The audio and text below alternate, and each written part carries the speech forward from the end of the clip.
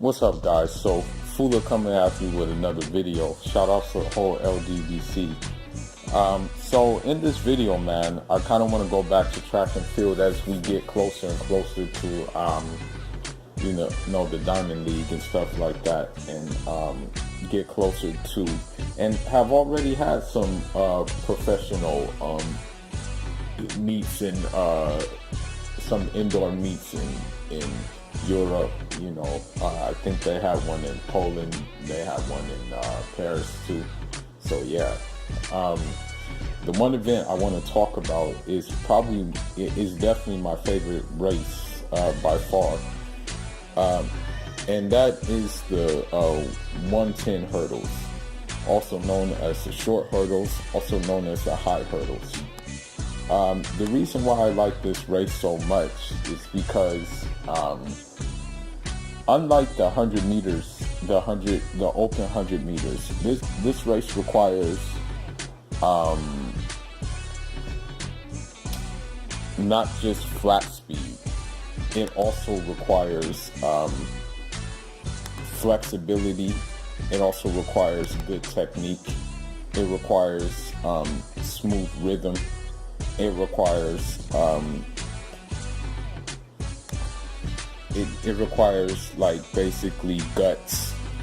It requires also a little bit of craziness as well to do the 110 hurdles. As I said, while I can, like, if someone were to ask me like, oh, are you a boxer or are you a runner, I would just say I'm an athlete, who boxes and who runs and who is working to do those things on the highest level possible, but working in silence, since when you tell people your intentions, 90% of people don't really give a care. 90% of people don't even want you to succeed. So you just have to work in silence, and then your results and your success will make the noise. And so that's my policy, and yeah, when it comes to the 110 hurdles,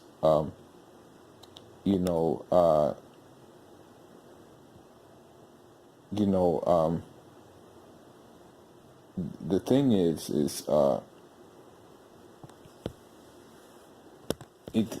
the hurdles are for guys, they're 42 inches high. For women, they're 33 inches high. So they have it really easy. The women have it really easy. I mean, if you're a tall woman, basically you can just pretty much walk over the hurdle. Like, I mean, that's pretty much how easy it is for women to do the hurdles, and the thing is the thing is for you to be like a hurdler, one thing that is good to have too, but it doesn't necessarily, being too tall could be a bad thing, because one thing that can happen in between the hurdles is that you can your stride can cover so much ground that by the time you get to the hurdle, you don't have time to lift your leg quick enough to get over the hurdle. So but being too short is also not a good thing for hurdling,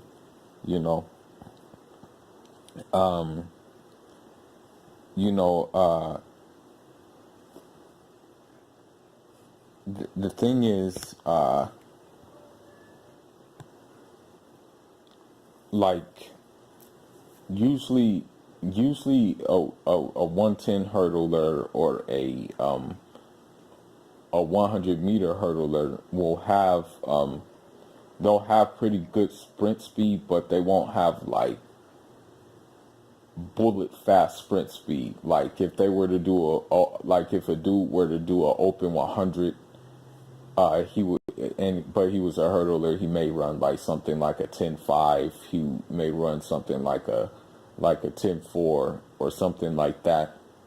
Whereas you just have an exception, like with this Jamaican dude named Omar McLeod, who ran a sub 10 100 meters, and he's a 110-meter hurdler. You know, so there are some exceptions to the rule. You know, and so, you know, you know,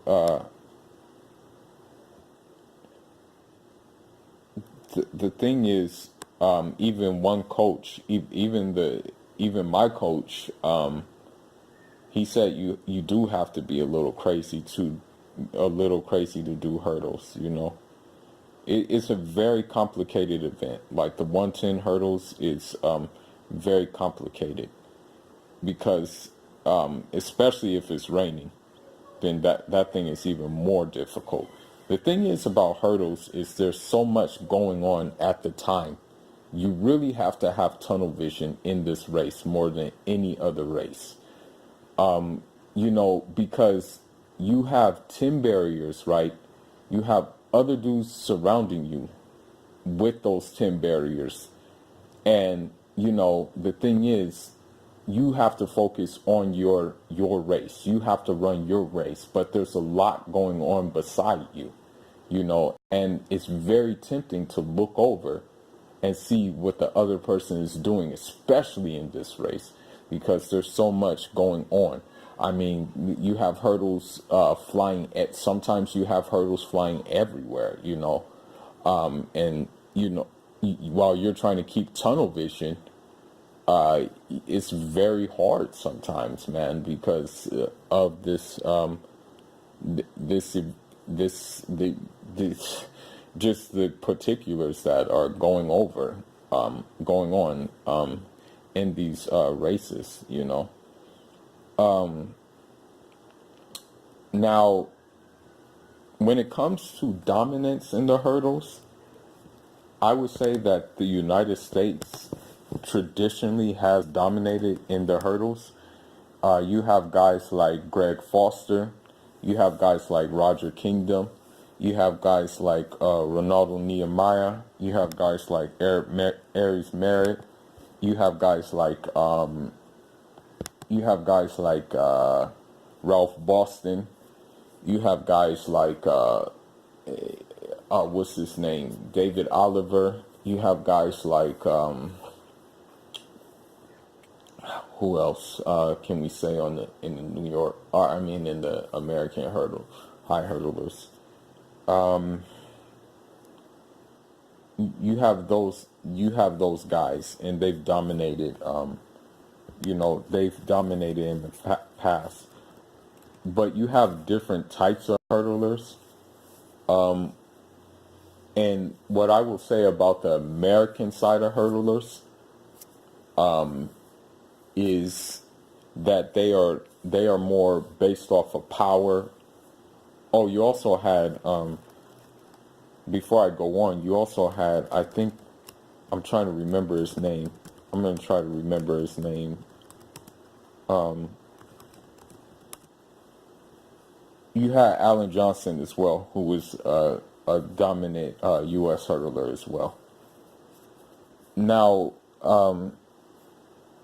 what I will say is that what I will say is this: that American hurdlers basically are more hurdlers based off of physical attributes, like with like the Roger Kingdoms and with like the Greg Fosters, you know, they necessarily didn't have hurdle technique, so to say, like really exceptional hurdle technique, but they were so big and strong that, you know, they can just pretty much that mass and that strength would substitute for technique. Because what will happen is, I mean, like when you watch a Greg Foster, when you watch a Roger Kingdom race, like honestly, them like at the end of the race, them hurdles were all the way in the stands. Sometimes I'm just being sarcastic, but hurdles were everywhere. You know, they would hit a lot of hurdles, but they would still run fast. I mean, they would still run sub 13, even hitting like a whole bunch of hurdles. You know, everywhere. Now,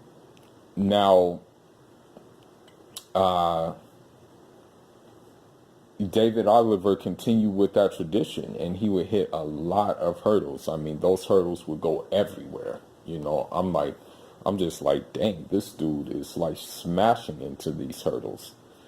Ryan Wilson as well, another dude who would just hit a lot of hurdles. Now, the one American who kind of didn't was not with this rule was I want to say Alan Johnson, who used a good hurdle technique. You know, he used a very good hurdle technique. You know, and so that's it worked for him. You know.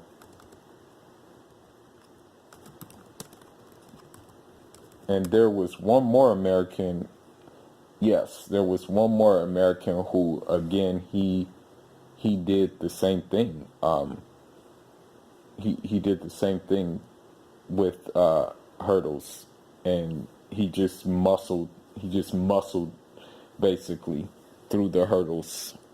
And he always, because of it, he kind of always came up short in it. Now, what I want to say is that I want to say that there's basically the other dominant force in hurdles, and you know what I'm about to say. I'm going to say the Cubans and high hurdlers. Cuban high hurdlers are opposite of American hurdlers. So what they what they rely on is they rely on, I want to say, technique more than just physical attributes. You see this with pretty much all of their hurdlers. One of the ones that basically started this trend was Alejandro Casanas, and he won the silver medal in I think Moscow, I believe, and he focused on technique more than physical strength. Then you had a guy named, I believe his name was Anyar Garcia. He focused on technique as well, more so than strength, and he won a gold medal, I think, in Sydney. Then you had a lot of Cuban hurdlers, man. You had just guys in between who were really good, but just couldn't not quite get to that next level. As far as medaling, you had guys like you had Dayron Capatillo. You had a couple of other guys too. I think you had guys like Tony Batti, who was also pretty decent as well. You had guys like no, his name was Eric Batti, sorry. And then you had guys like Yoel Hernandez, who were pretty good in their own right too. Now, the thing is the one guy that separated himself from the Cuban hurdlers and who made racing look so easy. I mean, when you watch him race, it's like it doesn't even look like the guy is running fast, but he's running extremely fast, but he makes it look easy and he doesn't hit hurdles. I mean, honestly, I'm like, wow, this guy right here, bro. It looks like he's on ice skates when he's running. And you can look on YouTube for his world record. But look up Dayron Robles. He ran 12:87, okay? And that was the world record. Now, that world record eventually was replaced by the American Aries Merritt. But honestly, my favorite hurdler, I have to go with Dayron Robles just due to the technique. This dude knew how to execute so smoothly. Everybody who he would go against,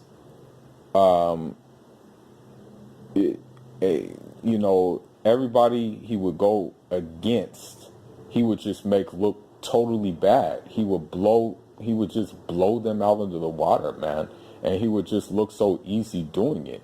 The real guy who gave Dayron Robles a run for his money when Dayron Robles was reigning supreme was Lu Shang, a Chinese hurdler who was honestly the first gold medalist for China in the sprint event like that. And Lu Shang was, again, another technically sound hurdler, you know.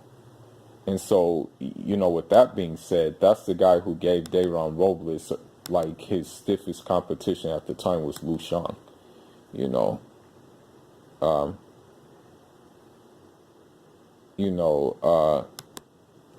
and that's the thing, you know. Now, another thing, too, right now, we can say the guys who are really the guys to look out for, and the new guys that I like, because Dayron Robles, I don't know if he's still gonna come back. He may try to come back. He said he said he's playing with it, playing with the idea of coming back. But from last time I checked, he's coaching now.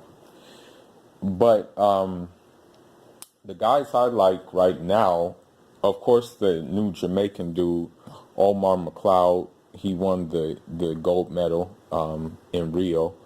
He's a good guy. There's another Jamaican guy, Ronald Levi, who's good. I like him. And there's another guy, trying to remember his name.